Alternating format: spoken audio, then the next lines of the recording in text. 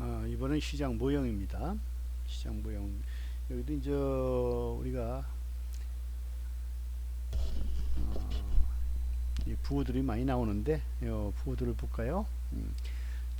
요 RJT는 되게 기간이라고 했죠. 증권 또는 포트폴리오의 수익률, 제의 수익률, T 기간 동안에. 그리고 MT는 시장 포트폴리오의 수익률. 여기서는 종합주가지수 수익률을 대응지도 이용을 한 겁니다. 여기는 알파 J의 희귀 모형의 절편이고, 여기 희귀 모형의 기울기 베타 계수입니다. 베타 계수는 이렇게 쓰면 베타 계수는 선형적으로 직선으로 이제 올라가는 거죠.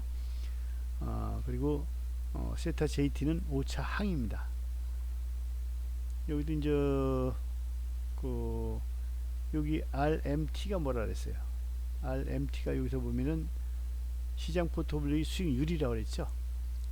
여기서 SLPT는 뭐냐면 요거는 T기 말의 종합지수에서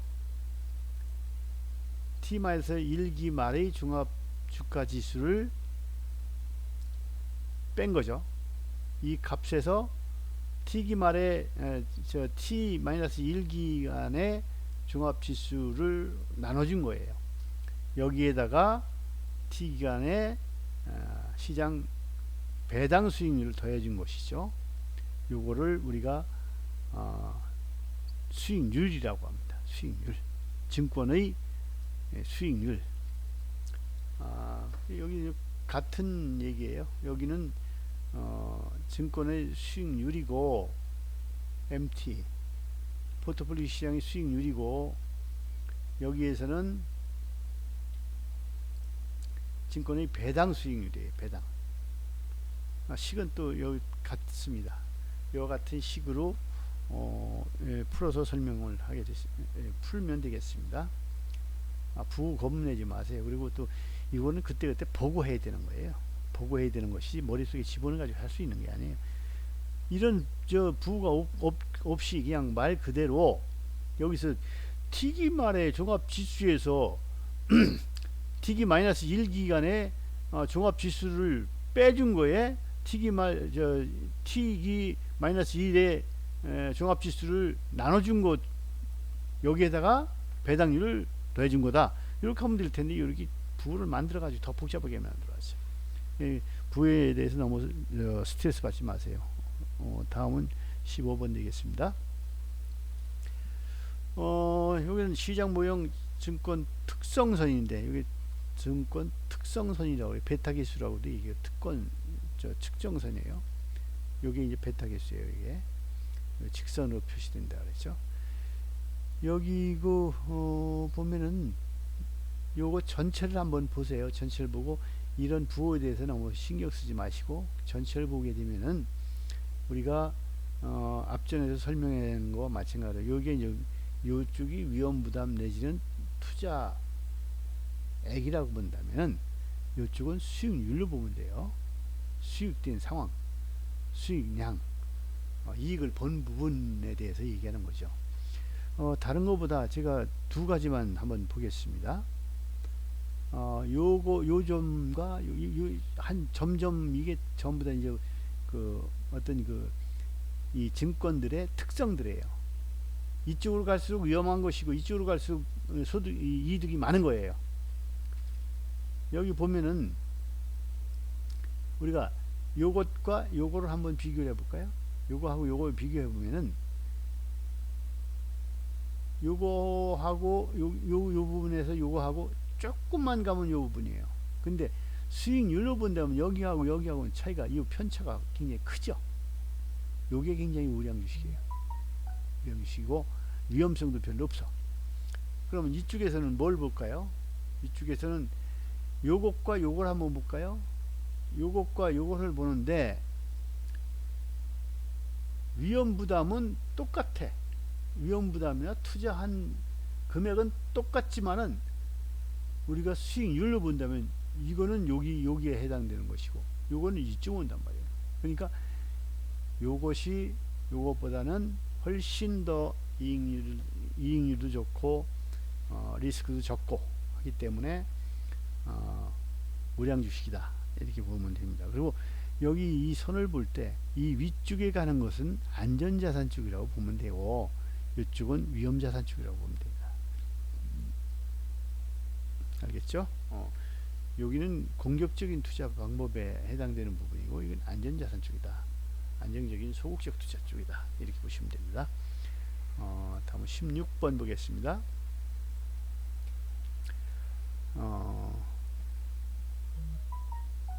회기식은 개별 증권 수익률의 변동에 대한 기본적인 특성을 요약하고 있으므로 증권 특성선이라 부른다. 요 아까 얘기했던 요 부분을 증권 특성선이라고 얘기를 합니다. 위험자산과 무위험자산을 대상으로 투자 시의 효율적 투자선을 여긴 요 투자선을 얘기한 거죠. 요 해당 선에 있는 것들이 가장 이상적인데 일반적인 생각, 그러니까 일반적인 사람들은 대개 요 투자선상에서 투자를 결정을 하겠죠. 투자를 결정하는데 소극적인 부분에 있는 사람들은 이 선보다 아래쪽에 올 것이고 이런 쪽에 올 것이고 약간의 공격성도 있으면서 확신을 가지고 있는 사람들은 이쪽에 갈 것이고 이판사판하는 사람이 이쪽에 갈 겁니다. 그래서 이런 그래프를 보면은 그 성향을 좀 알 수가 있죠. 증권 특선선의 기울긴 베타 계수는 시장 수익률 변동에 대한 개별 주식의 수익률 변동의 민감도를 나타내며 이를 체계적 위험의 측정치로 간주를 합니다. 체계적 위험이 있고 비체계적 위험이 있고 그렇죠. 체계적 위험이라는 것은 개인 기업에서 타개하기 힘든 것들, 외생 변수가 큰 것들이죠. 그리고 거시적 위험이라고도 얘기를 합니다. 그리고 비체계적 위험은 개별 회사에 대한 그 어떤 문제들 그런 부분이 되겠고 요 앞전에 얘기했듯이 여기에서도 보면은 요쪽에 해당되는 것이 이제 체계적 위험에 속하는 것들이고 요쪽에 해당되는 것이 이제 비체계적 위험에 속하는 것들입니다. 개별 기업이라고 보면 되겠고 이건 시장 전체라고 보면 된단 말이죠.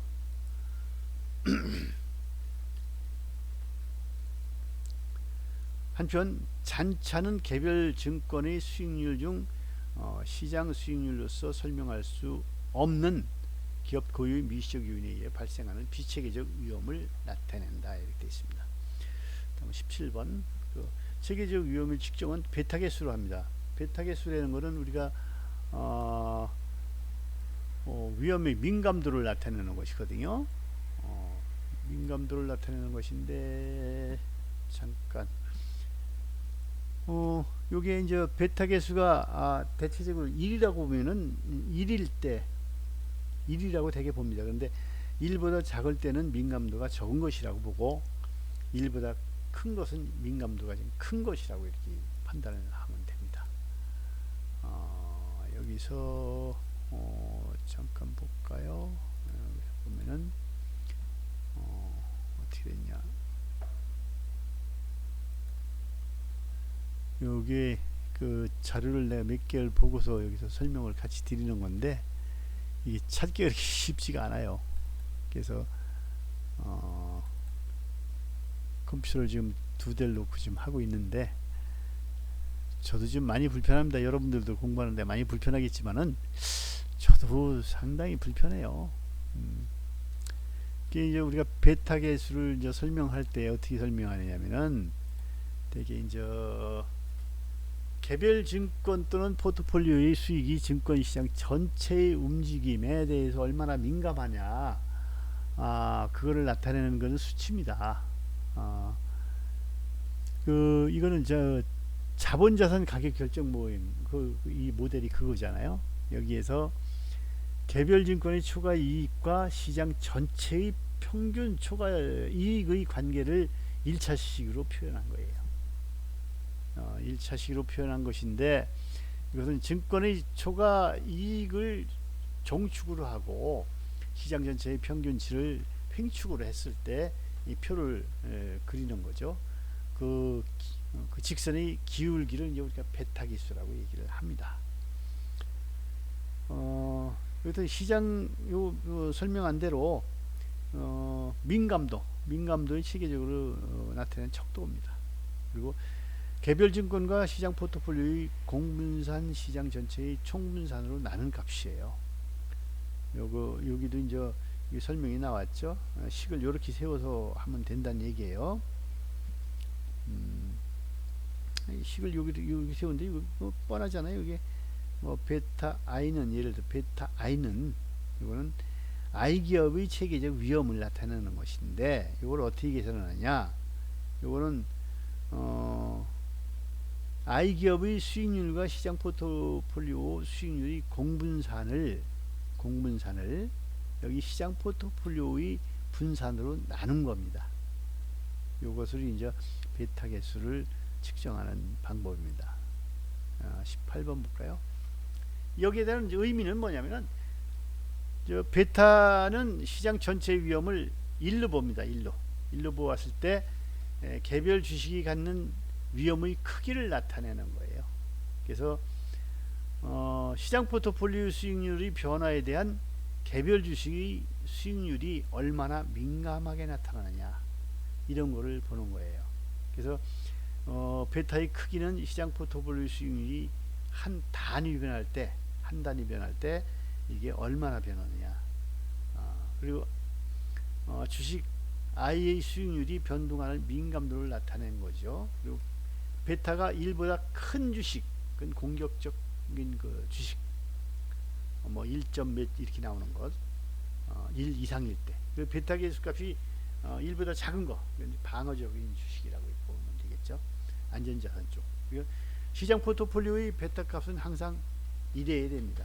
1해야 되는데 높거나 낮을 때 시장 베타 값이 1이 되는 건 뭐냐면 누구나 비슷하게 생각한다. 그 투자하는 사람이든 투자를 결정하는 그 투자자들 모두가 그 상식선에서 볼 때 그 정도로 생각을 한다. 근데 1보다 작거나 큰 경우에는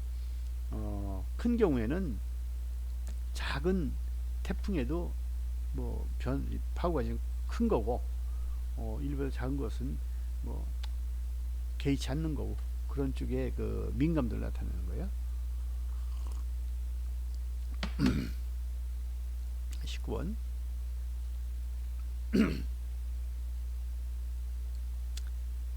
여기 이제 식을 세워서 이렇게 본 거예요. 봤는데 베타가 1.33이라는 것은 종합지수가가 1 단위 변동할 때 주식 A는 1.33만큼 변동이 된다는 거. 변동이 지금 심하다는 얘기죠. 맷집이 센 사람과 맷집이 좀 약한 사람이 있을 거 아니에요. 맷집이 센 사람은 뭐 세게 몇 대 맞아도 괜찮은데 예를 들어서 10번, 10대 정도 맞아야 충격을 받는다면은 베타 값이 큰 거 맷집이 약한 사람이라고 보면 되겠죠. 그런 사람들은 조금만 건드려도 타격이 더 크다. 회사 입장에서 보면 베타 값이 큰 게 좋을까요? 작은 게 좋을까요? 작은 게 물론 좋겠죠. 베타 값이 작아야 외생 변수에 의해서 자기네 회사들이 안정적으로 그러니까 자기 자본도 넉넉하고 시장에 대한 지배력도 상당히 높은 그런 회사들 우량한 회사들이 베타 값이 좀 작죠. 베타 값이 큰 건 좋은 게 아닙니다. 다음은 여기 이제 주식 A와 시장 포트폴리오 수익률인데 호황일 때 불황일 때 이렇게 돼 있어요. 호황일 때나 불황일 때는 항상 일정한 게 더 좋죠. 요 회사와 요 회사 두 회사를 이제 구분을 해본 거예요. 여기서 주식 A는 시장 포트폴리오 변화에 대해서 1.33배 만큼 민감하게 반응한 것을 알 수 있다. 이때 주식 A 체계적 위험 베타 계산값은 1.33이다. 1.33이죠. 이렇게 해서 계산해 보니까 나왔어요. 다음으로 한번 볼까요? 여기는 우리나라 기업들의 베타 값이 나타내는 예입니다. 예인데 여기 보면은 삼성전자는 베타 값이 1도 안 돼요. 굉장히 안전한 투자처라고 보면 됩니다. 한국전력도 그렇고 현대자동차는 약간의 변동이 있어요. 이건 경쟁이 좀 치열하죠. 여기는 예를 들어서 경쟁이 한 세 군데 네 군데인데 뭐 애플이나 그 중국의 화웨이 이 정도가 되겠는데 현대자동차는 거기 여기서 선두 쪽에 속한단 말이에요. 근데 현대자동차는 지금 전 세계에 뭐 6개 메이커가 있다면 그 중에서 6번째나 5번째 된단 말이에요. 그래서 여기 베타 값이 좀 높습니다. 포스코도 그렇고 여기서 특이할 만한 점은 뭐냐면은 공기업들은 되게 베타 값이 낮습니다. 한번 볼까요? 여기 지금은 그 일반 기업에서 저 LG나 이런 데가 베타 값이 나죠. 여기 한국전력 같은 경우는 베타 값이 1보다 작죠. 그리고 여기 삼성화재 같은 경우도 특히 더 뭐 변하지 않아요. 농협도 보면은 뭐 반국유나 다름이 없다라고 생각을 하는 거예요. 더 작은 건 이 KT&D 같은 거, 공사 같은 경우는 베타 값이 상당히 작습니다. 신세계도 그렇고 여기 보면 베타 값이 작은 회사들이 대체적으로 외부 풍파에 민감하지 않다. 동서 같은 경우도 이거 어디냐면은 그 저쪽에 통일교재단이죠. 예. 이런 데는 뭐 항상 안정돼 있다. 자본금이 항상 넉넉하다. 뭐 그런 생각을 가지고 있는 거죠. 뭐 우리가 다음 같은 경우 여기도 그렇고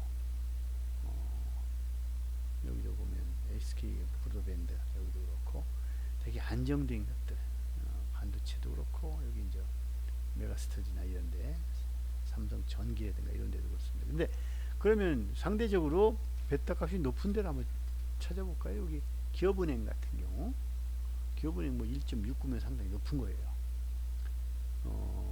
그리고 쭉 보면은 그래도 높은 쪽에 끼는 게 여기 뭐 신한지주나 또 여기 뭐 하나은행이죠. 하나은행도 봤는데 여기 저 외환은행 같은 경우 우리은행이네.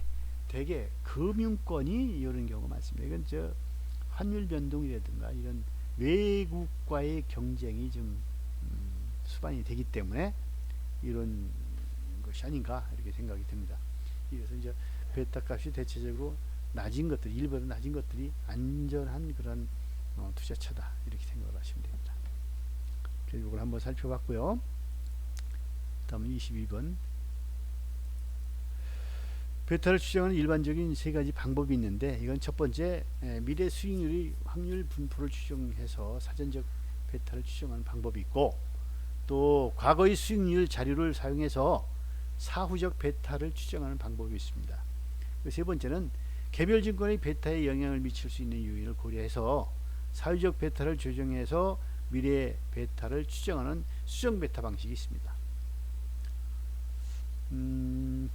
경제학자들이 이 주식을 해서 돈 버는 얘가 없다고 얘기했죠. 이거 계산 잘한다고 그래가지고 돈 버는 거 아닙니다.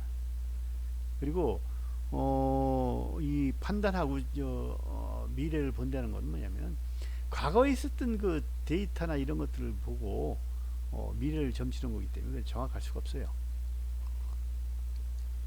예를 한번 들어볼까요?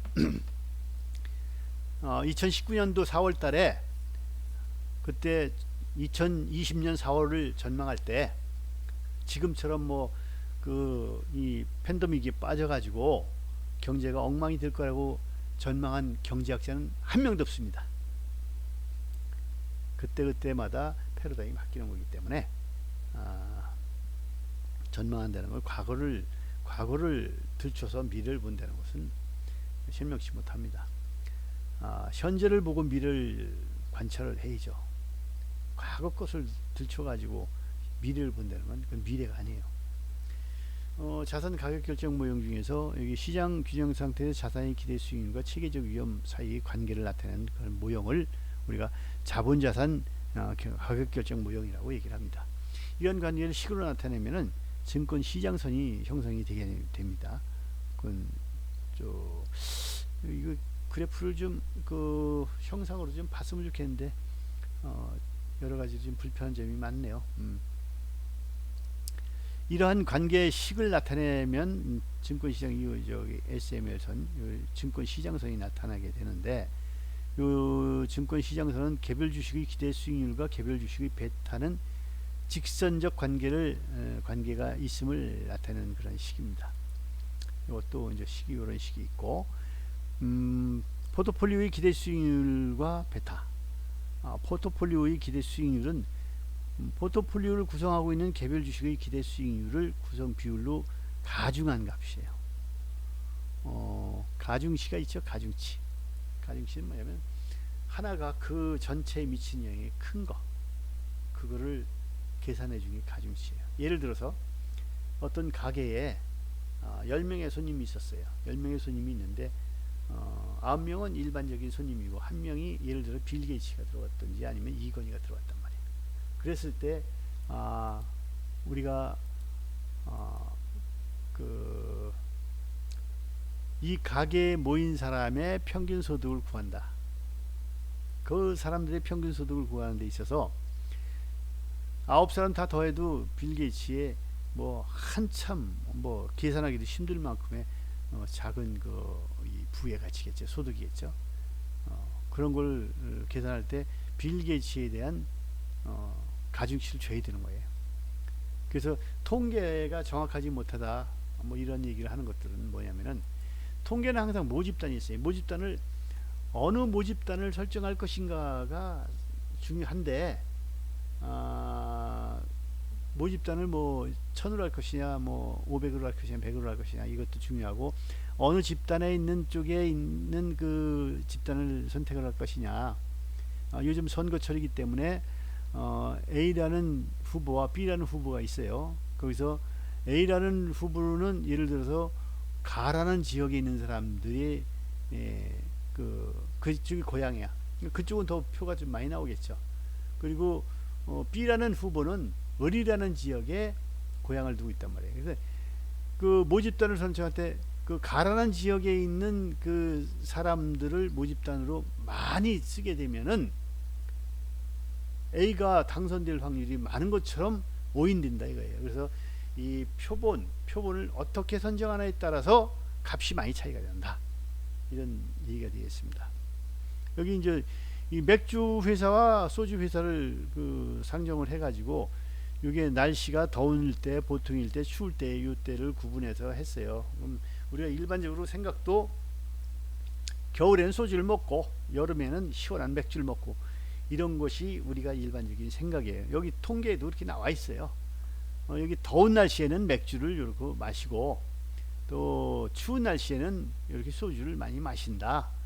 이런 것을 풀이를 해보니까 이거 여기도 보면은 그렇잖아요. 확률로 선택을 하는 거예요. 확률로 맥주 같은 경우 뭐 소주 같은 경우 확률 이렇게 여기도 보면은 0.2 대 0.2 대 0.6을 곱한 거잖아요. 0.2 대 0.6 0.2 대 0.2 대 0.6 그리고 그 다음에는 0.2. 그러니까 더운 날씨와 보통일 때와 추운 날씨 때, 추운 날씨 때와 더운 날씨, 요걸 해가지고 곱해준 게 이런 값이 나오는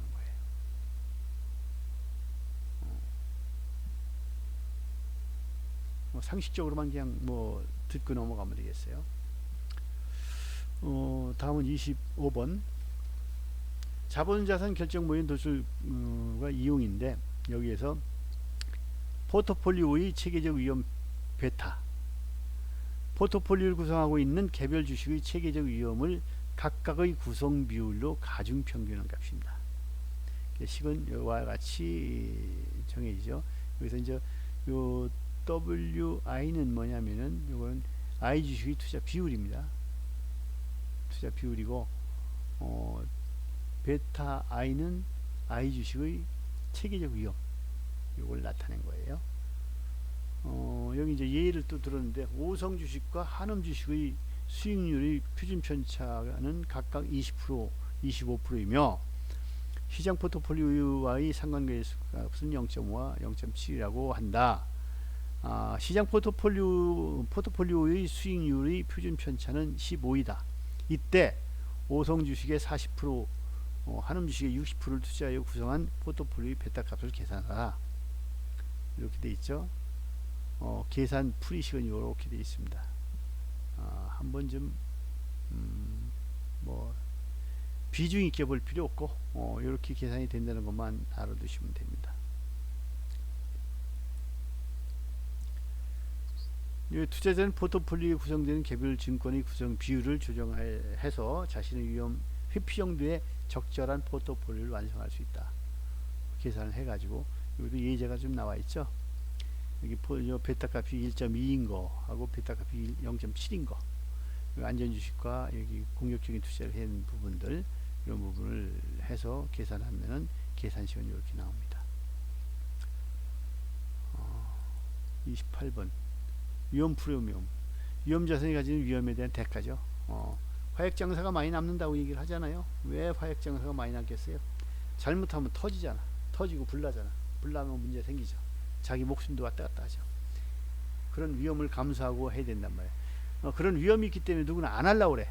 안 하려고 하다 보니까 성공했을 때 더 많은 대가를 지불해 주는 거예요. 그런 그 프리미엄이라 이거죠. 그래서 특정 위험자산 I의 기대 수익률은 무위험자산의 수익률에다가 I 자산이 가치는 위험 프리미엄을 합한 값이죠. 그래서 이러한 그 예제 풀이가 나올 수가 있어요.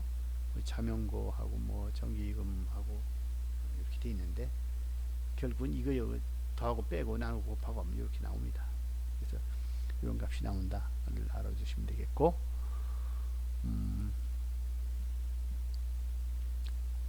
자본자산 결정, 가격 결정 모형은 시장 균형 상태에서 체계적 위험과 기대 수익률 간의 관계를 나타내는 것이죠.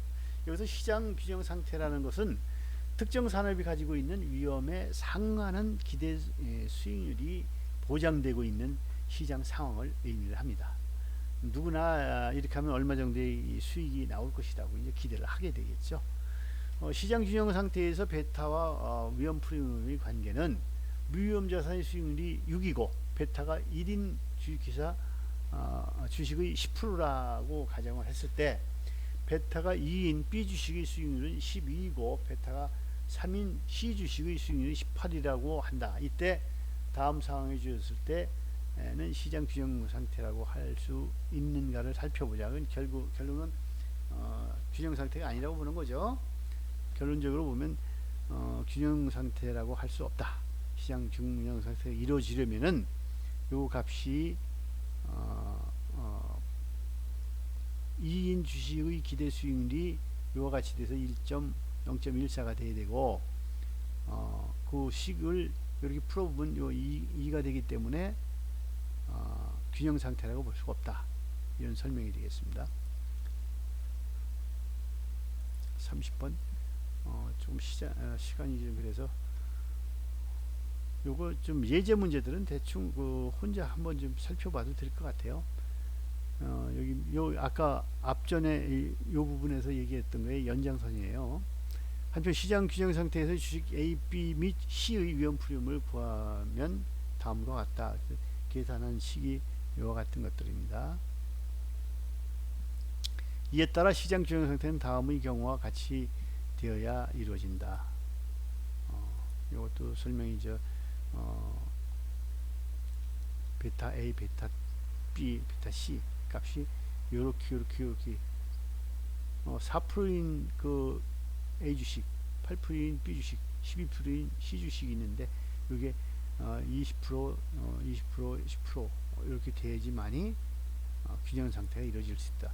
이 예시에서 시장 평균 상태에서는 각 주식의 베타와 위험 프리미엄은 직선적 관계가 되어야 한다. 따라서 특정 주식의 베타와 위험 프리미엄 간에는 아래와 같은 상관관계가 성립이 됩니다. 이것도 한번 읽어만 보세요. 뭐든지 더하고 빼고 나누고 곱하고 한 것들이니까. 31번 여기도 이제 현대증권을 가지고 한번 해본 거네. 현대증권 시장에서의 위험 프리미엄 자산의 수익률이 6%이고 시장 포트폴리오의 기대 수익률이 12%이다.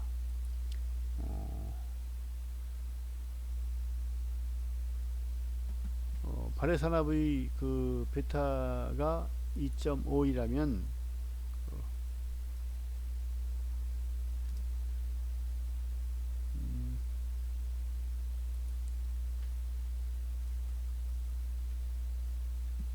이 기업의 주식의 위험 프리미엄과 기대 수익률을 계산하라 했을 때 이와 같은 풀이로 계산을 하게 되면 21%이 정도가 나오죠. 연습 문제니까 풀이한 거죠. 보시면 이해할 겁니다. 다음은 32번.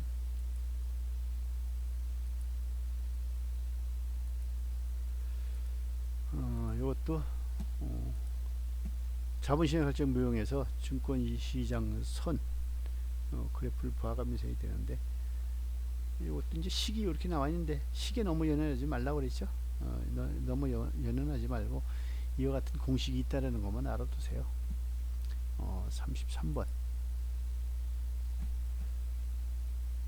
이것도 이게 다 만들어 놨었는데 이게 원 상태로 또 회귀를 했을까?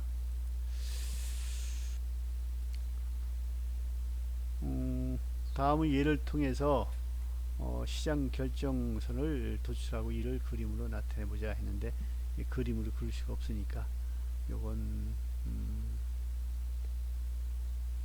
여기에 무위험자산이 0.1인 거 하고 시장 포트폴리오의 기대 수익률이 0.12로 추정된다. 상장기업인 산삼의 베타는 1이고 홍삼의 베타는 2로 추정된다. 이때 시장선을 구하고 산삼의 기대 수익률과 홍삼의 기대 수익률을 추정하면 이와 같이 된다. 이와 같이 된다. 이런 것만 좀 한번 좀 읽어보시면 되겠습니다. 위 예를 도출해 보면 시장선이에요. 이게 이것도 앞으로 갔다 왔다 해야 되겠네. 여기서 1인 거와 2 베타 값에 따라서 여기에서 윤리 갔을 때 요것만큼 갔는데 수익률이 5밖에 없죠. 요게 베타 값입니다. 요게